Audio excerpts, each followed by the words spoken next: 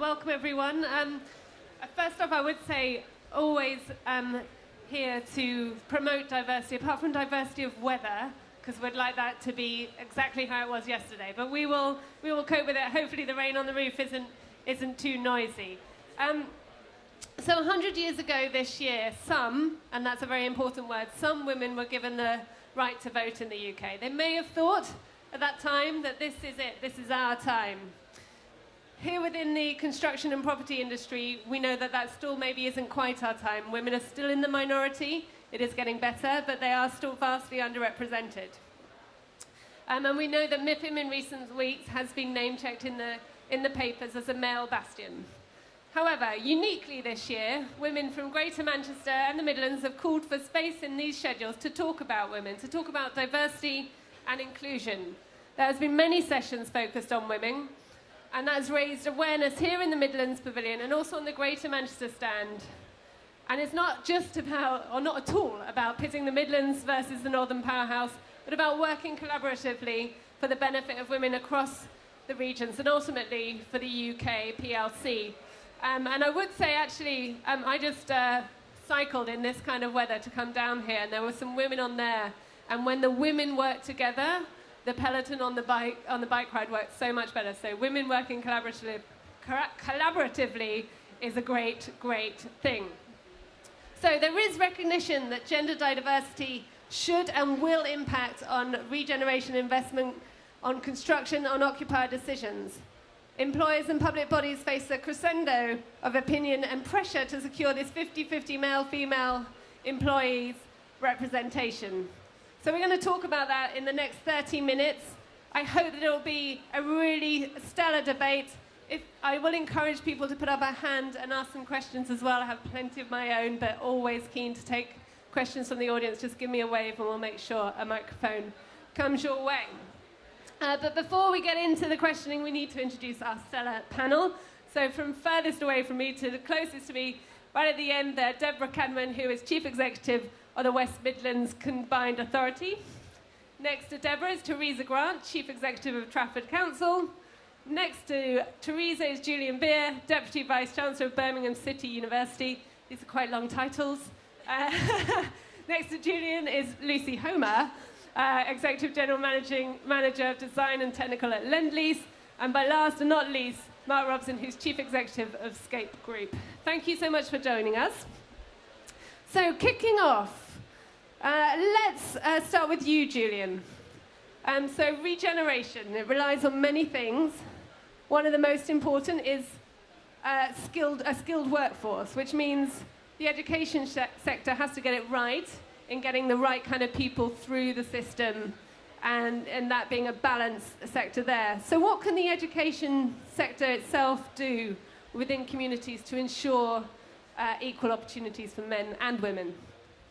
Sorry, that was my mum wishing me good luck. Sorry, just turn that one off. Yeah, I mean, education has a really significant and important part to play in promoting diversity in the workforce in all its guises. So just if I look at my own university, for instance, and what we do, in our staffing and our staff profile, we've got about 50-50 male to female in terms of ratio. But in terms of students, it's 60% women and 40% male, which is a really interesting gender mix in terms of my university. And I don't know if that's actually the subject base that we do, because we do a lot of arts and creative at Birmingham City University. But when I look around other universities, I see less of a gender mix in terms of staffing profile and in the student body. So I think education has a really key role to play in encouraging more diversity in the workforce. And we certainly need it now with all the skills shortages that we face as a nation. And post-Brexit, we're going to have to make sure we're a really inclusive economy to make sure it's inclusive growth, because we'll need all the talent we can get from a very, very diverse pool. And do you think that the employment market is fit to meet that target? And what is it that we need to do to make sure that we are fit for that? In short, no. The employment market isn't fit for it. collectively, I think, need to work really, really hard in terms of encouraging, right at the primary school level actually, talent to exist and emerge from the really, really diverse pool that we have in the West Midlands. And that's diversity in all its guises. If we're going to create an economy which is inclusive, our growth has to be available to everyone. Opportunity has to be available for everyone. And Lucy, for you at Lend-Lease, particularly in the construction business, what are you doing to support and encourage gender diversity? So at Lend-Lease, we've been working on this for quite a while now. We were the first organised sort of construction property organisation to publish our gender pay gap some 6 months ago that we're very proud of. And we have, so it starts with recruitment. So our recruitment process, all our recruitment teams are briefed to include women on those shortlists. And that goes from sort of one female all the way up to 100% females, depending on the role. And then the actual interview selection process is we ensure that the panels are always balanced and that also anyone on an interview panel has undergone unconscious bias training as part of that selection process. We run people assessment centres to ensure that all our new people managers that we're bringing into the business have the soft skills as well as the more technical skills that are required. And then it's really about supporting females once they're actually in the business, so whether they're people who are already at Lend-Lease or whether they're new people. And to do that, every single one of our talent programmes is 50-50. We run specific talent programs, are really confidence building and about empowering females, which are female-only talent programs. And we've seen a huge difference. And our aim really is to get to senior women representation in the organisation, which we've already gone from 24% to 29% in the last year. And our aim is to get by 2020 to 33%. And we've seen a massive difference in the success of our business because of that. And obviously there's an internal drive to do that, but are you finding that clients are asking to see a more balanced workforce within Lend-Lease? So I think one of the really, the conversation I've had most at MIPIM this week has been from clients and partners of ours who have come up to me and said, it's been an absolute pleasure working with Lend-Lease. A lot of our teams are run by women. A lot of our large bids recently have been run by women. I ran our successful Google construction bid. Our Euston team was run by 2 females. And I've had a wide variety of the industry come up to me and just go, it is massively noticeable how different Lend-Lease are in the marketplace. And I'll give you one example. I won't tell you what it was. Someone yesterday said we'd spent 2.5 days meeting people, and Lend-Lease were last, and in walked 4 women, and we were just like, oh my goodness. And they also said we were also obviously had the most intelligent conversation as well, obviously. But it's been fantastic to hear, really fantastic. I think, I mean, it's great, isn't it, when people are like, oh, brilliant, 4 women walked in, but there has to come a point where that doesn't register, does it? It's just 4 brilliant people walked in, and, you know, we don't hear, brilliant, 4 guys walked in. So I guess for you, is there a goal to get to that point where it's just like, here's Lend-Lease, and they've come in, and we don't really think about whether it's male, female, whatever, it's just the best team coming in? I mean, absolutely. And I mean, one of the things I should say, and that goes to recruitment. Yes, we've got a real drive, but it's always about the best person for the job. And that's whether we're appointing a project director, we'll match that project director with our client. And, you know, and I think, you know, I said yesterday actually on another panel, what I'd really like to be doing next year at MIPIM is not talking about gender diversity at all. And actually just talking about what we're here to talk about, which is our industry. Excellent. And Mark, what are the steps that we need to do to get to that point? What should the construction industry be doing to encourage more women into the industry so we don't have to talk about gender?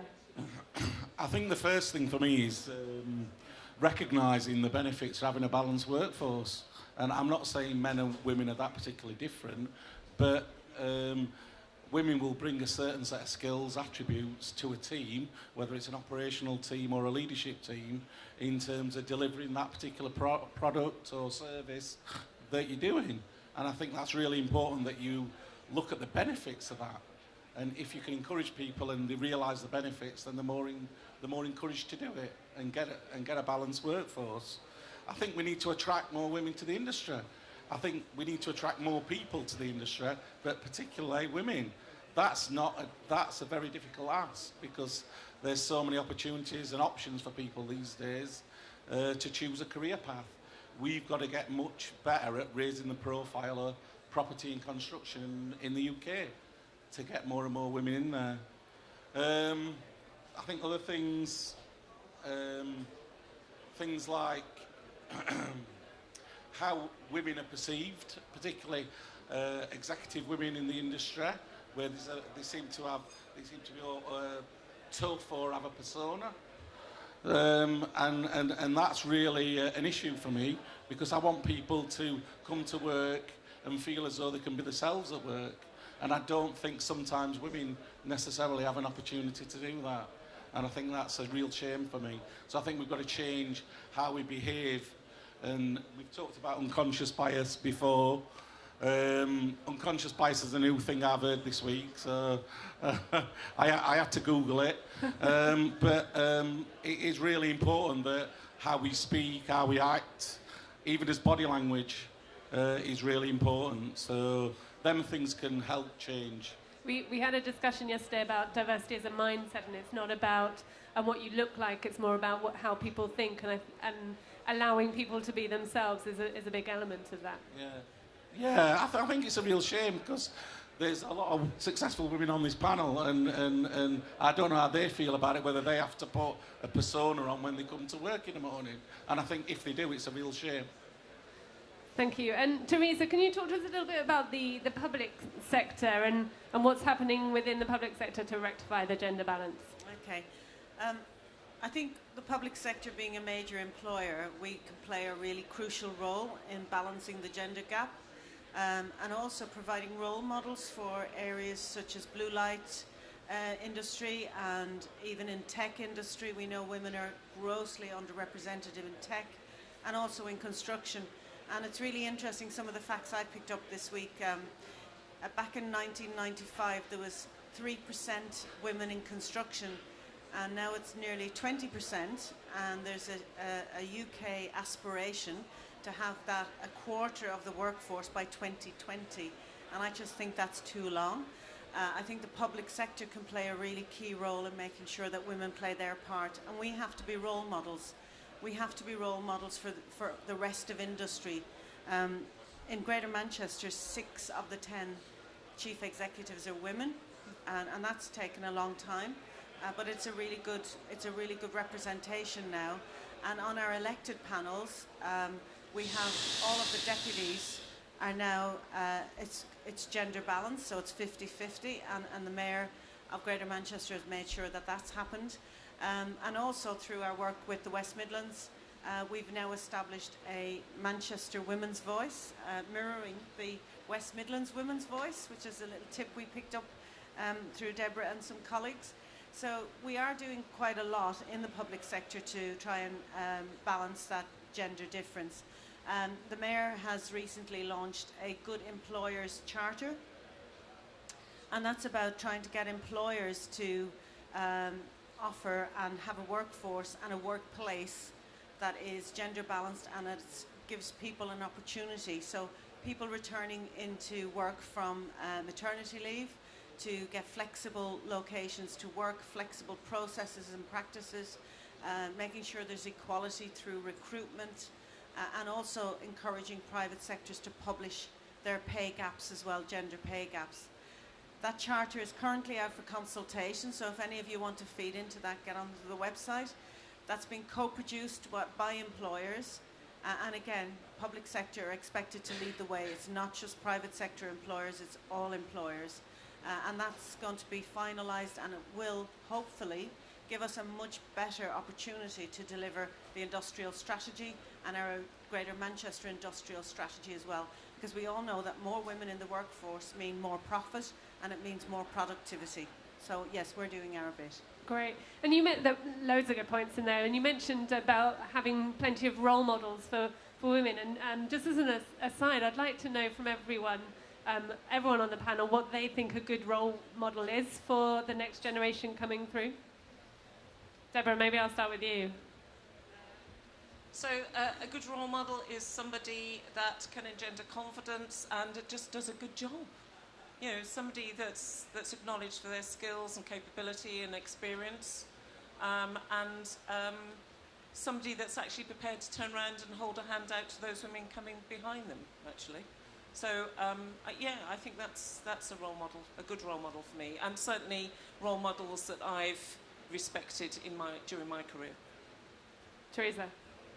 Yeah, I pick up one of Deborah's points. Women are not always kind to women, and I think that's a real shame. And we should really nurture the young talent, young women talent, and hopefully, I would love to think that women now won't have as difficult a time as maybe we did coming through the process that we've come through. So we still need to put that hand out. We still need to nurture young people. So a role model for me doesn't necessarily have to be a woman.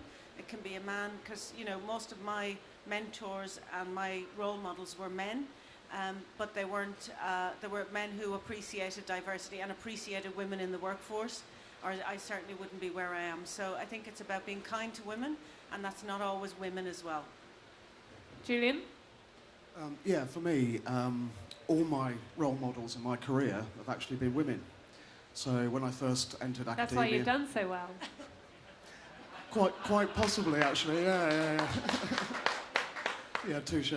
So, and we never looked at it like that. So my first role model when I was a research assistant many years ago was one of the first women sociologists.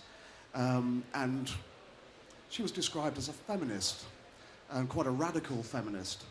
But I didn't view her like that at all, and she didn't seem that radical. And she looked at talent, and she said, I see something in you that I can help nurture, and I think you'll add to academia, you'll add to the discipline, and I think you can do a really good job. And quite a lot of my male counterparts in academia said, crikey, you've gone under Lynn's wing. That's a really interesting move, Julian. And I said, well, I didn't do it, she did. But, the support that she gave me, I wouldn't be where I am today if it hadn't been for Lynn. And since then, I've worked for women bosses and men bosses as vice-chancellors. And have they been that different? No. They've just been really talented people. So I try not to look at it in any sort of way. It's about talent. Lucy. So I'm going to answer the question in a slightly different way, because I completely agree in terms of what's already been said in terms of what makes a good role model. But there's one bit that's always quite often missing for me, which is actually people taking being a role model seriously, and then how important it is to really stand up and be counted. And I'll just very briefly, so my story was, I was very used to being the only female in the room. I really hadn't thought about it. I was senior, I was very happy, I'd worked very hard. And I had a young female came up to me when I won an award, and I sat back down at the table, and she said to me, I want to be you in 20 years' time. And obviously once I got over the shock that I was much older than I thought I perhaps was, I really reflected on that comment. I want to be you in 20 years. And it just blew me away. I was like, oh my God, I seriously had never thought of myself in that way. And it was at that that one moment for me that made me... So I went to set up a networking group in our organisation, and I then started talking to our HR department. How do we really change what we're doing? And we've had a lot of success by the people within the business, rather than it just being HR, really standing up and being counted. And so, I speak at a lot of events like this. And to everyone here, I just say, if you just go back and actually do something to actually change in your organisation, there's a lot of talk, but actually stand up and make a difference, I think. And I think that's the bit that sort of is missing at the moment for me. Thank you. Mark? Well, I want to be Lucy in 20 years' time.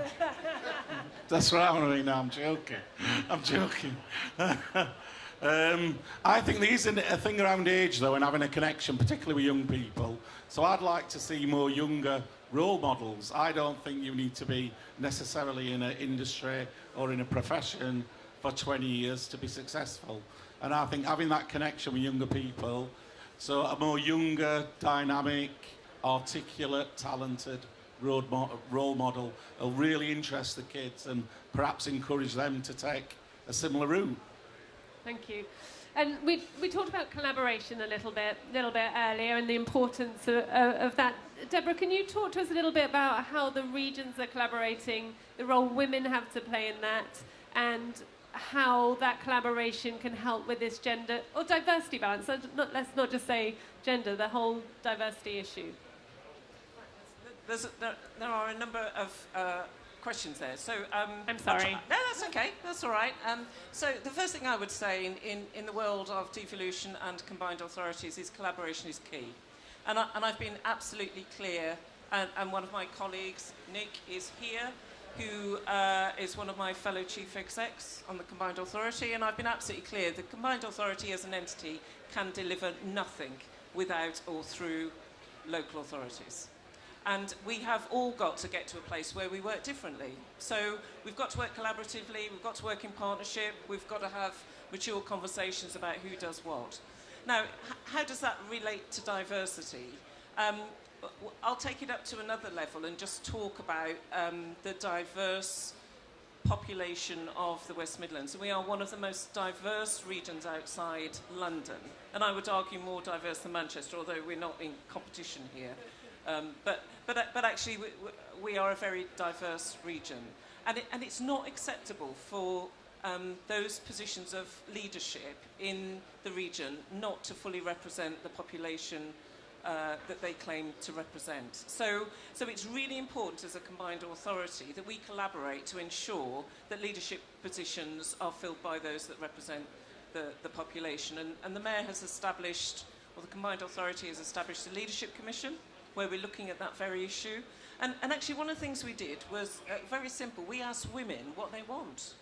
And it was really interesting. The response was, we want equal pay, we want equal opportunity, we want to be treated with respect, we want to be valued for our experience, our skills, and our talent.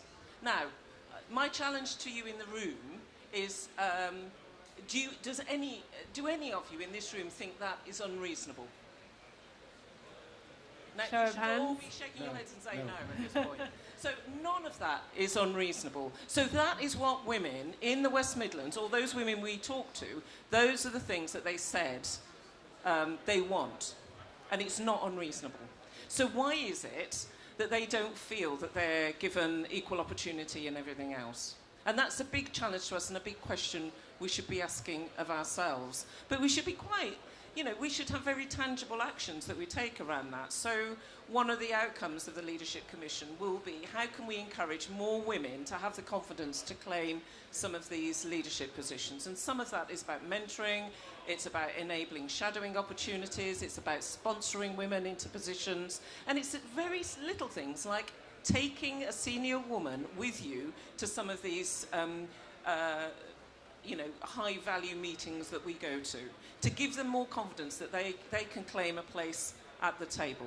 So we're very focused on being practical and doing practical things. The other thing that I'm very keen on is the Director of Housing and Regeneration, Gareth Bradford. He's a man, but he's also the father of a daughter. And one of the challenges I've given to him is, you operate in a world that at the moment is very male-dominated, and that one of the tasks for you is to work really hard to ensure that world is a world where your daughter feels that she can achieve her full potential. So those are the kind of tangible things that we're trying to do. And what I would say is, Teresa and Diva Mank, the Manchester Women's Voice and the West Midlands Women's Voice are collaborating, and we're working together, and I feel there are real strength in numbers in being able to do that.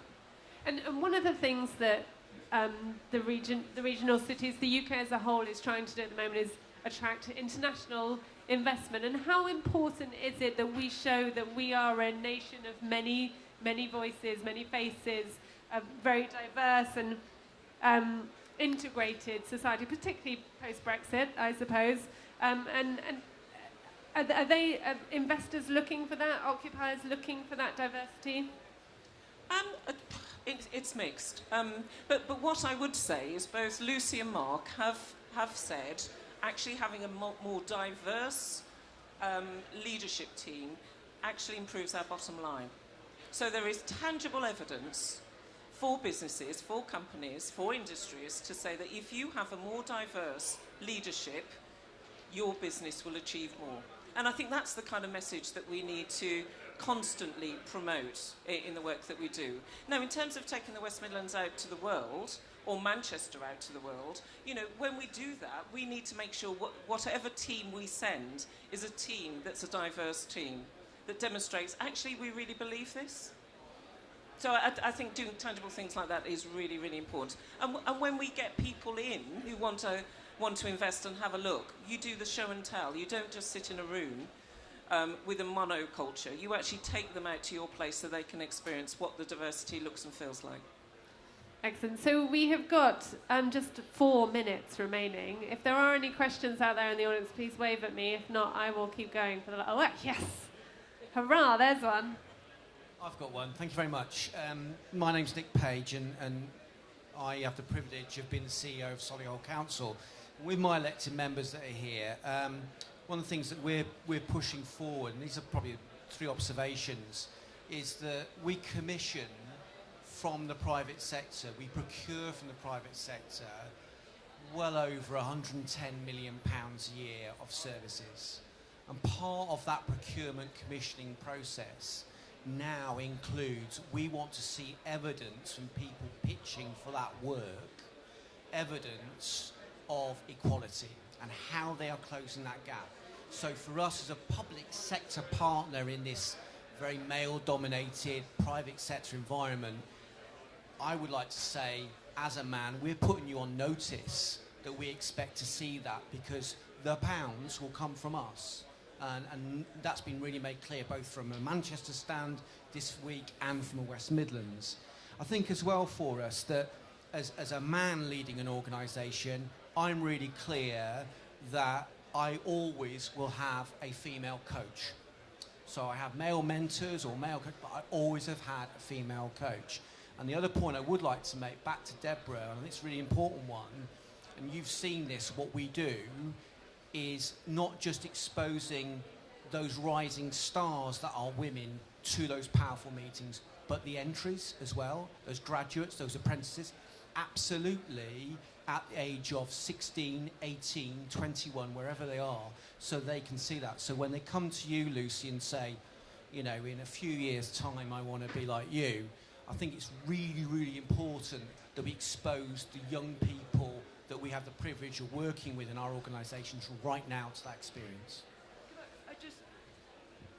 Could I just so we've taken our young graduates into pitches, and they've actually opened pitches for us, and there is, and that was I won't tell you which pitch, just in case, but that was a big part. So actually, it was a female. She stood up, and everyone looked at the project director, expecting the project director to step up. Massive, huge project for us. It was really important. And she learnt so much, and the confidence it gave her in terms of having that exposure was really valuable. Can I just respond to that? I mean, we talk about young women saying we want to be like you as women, which is great. But wouldn't it be fantastic if young women said, do you know, Nick, I want to be like you, or Martin, I want to be like you. And the reason why I want to be like you is because you demonstrate those leadership skills that are right for the business and right for me. So you're collaborative, you're empathetic, you're engaging, you're facilitative. That's what we want to see.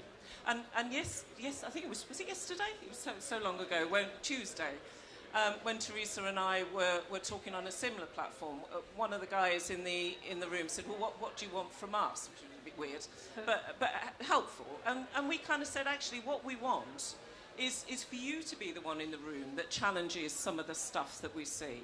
And Martin and I recently did an article where we were talking about that very thing.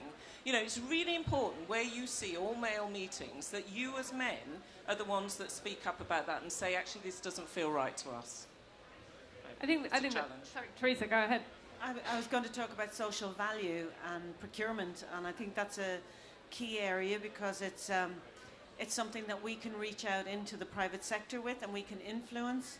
And in Greater Manchester, we now weight all of our contracts 20% social value, and we developed a social value policy for the whole of Greater Manchester. And we have built into that our diversity as well. And we can actually see the tangible difference as a result of that. And we measure it, we monitor that, and it's a really good way to ensure we get results. And you know, you need to pick, that was an easy area, it's easy to do. And you need to start to just make sure you address all of the things that we take so much for granted and build in that diversity. And I agree with a very early comment made. We shouldn't actually have to talk about it. We shouldn't have to celebrate a centenary or have an International Women's Day. We shouldn't need it.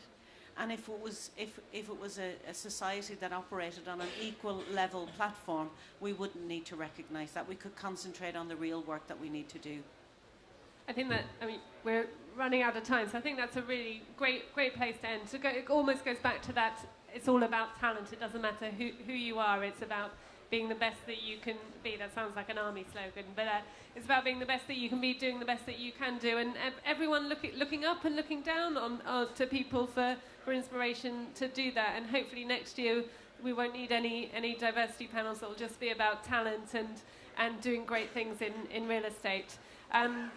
We have come to the end of the session, but I think we'll probably chat forever and ever, but I know people want to get out into the rain.